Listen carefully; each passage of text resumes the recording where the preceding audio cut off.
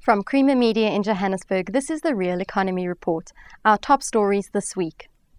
We ask if the election of a new ANC government will mean new economic policies for the country. An instrumentation company looks to diversify the market. And we look at the impact of the global recession on air freight in Africa. South Africa has a new government, but what will this mean for the country's economic policies? Keith Campbell reports. South African voters have re-elected the African National Congress to power, but now under the leadership of Jacob Zuma. Will this change in leadership lead to a change in the country's economic policies? I put this question to Tony Twine, a senior economist at consultancy Econometrics. In the very short term, I don't think that there will be any significant changes to macroeconomic policy. And indeed, even over the months and years that roll out after the election, we should have relative stability in terms of macroeconomic policy. The ANC has been at significant pains to try and explain to the rest of the world that the macroeconomic policy is not up for serious review.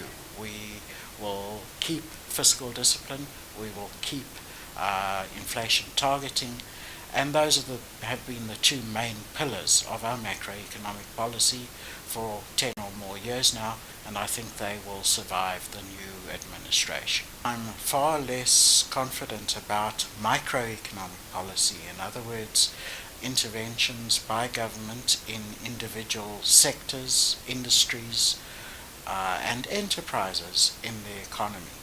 The promise to hold macroeconomic policy steady as she goes is not echoed in many of the operational departments of government, for instance DTI, the Department of Health, public enterprises, where many of the interventionist jabs that have come into economic policy and life in South Africa have taken place. So macroeconomic policy, probably just as it was. Microeconomic policy, I would expect more and more and more intervention. A South African electrical and instrumentation company is diversifying into new markets to ensure its future growth. Chanel Pringle has the story after this commercial break.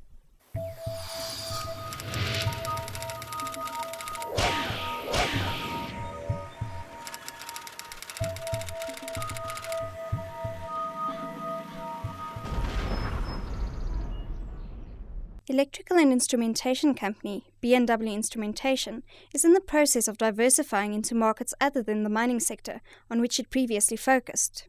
Chairperson John Barrow says the company is working on entering the oil and gas, the power generation and infrastructure sectors, where it sees plenty of growth in future. Diversification into oil and gas and power generation is extremely important to us.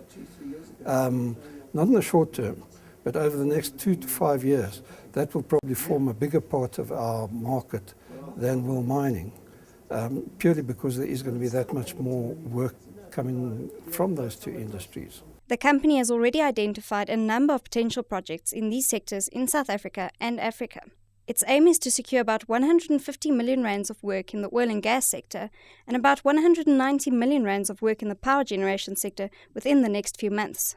Meanwhile, Barrow says the company has experienced delays to projects it was working on, especially outside of South Africa. What we have noticed is that the number of the jobs that we had in Africa have been stretched out more than the jobs in South Africa themselves. They've been postponed or delayed to a greater degree than the jobs in South Africa. The world is in recession. What impact has this had on the air cargo sector in Africa? Keith Campbell has been finding out. With poor land and nearly non-existent river transport, air freight is especially important to Africa. International Air Transport Association Regional Vice President for Africa, Lance Brogden, gives an overview of the continent's main air freight hubs and the impact of the global recession on the sector.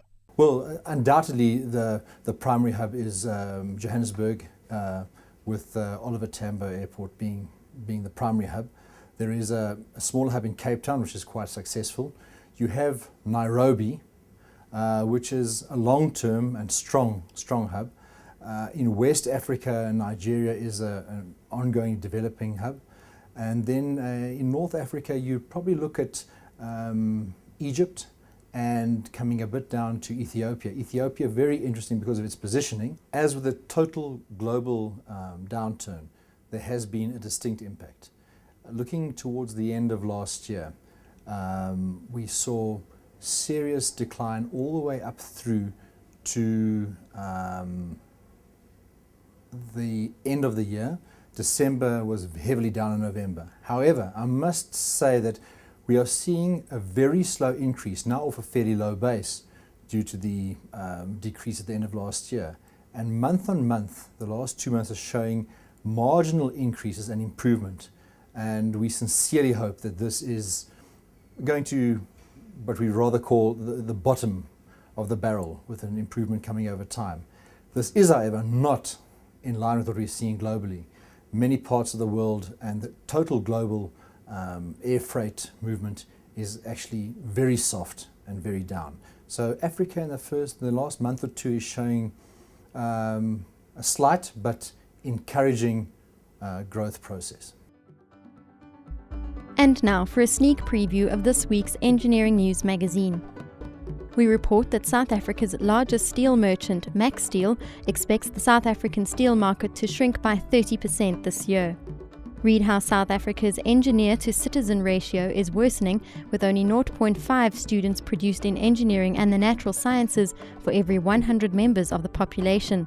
And we report that the world's light vehicle output could fall to its lowest level since 2001. And in Mining Weekly this week, we ask what's in store for platinum as the automotive industry declines. We report that South African gold major Harmony Gold will be debt-free by mid-May with 1.5 billion rand in cash.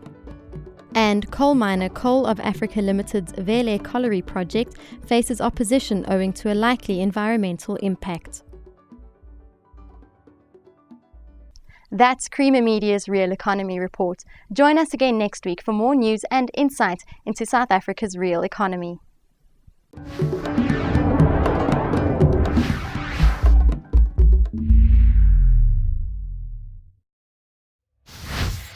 Engineering news, not just for engineers.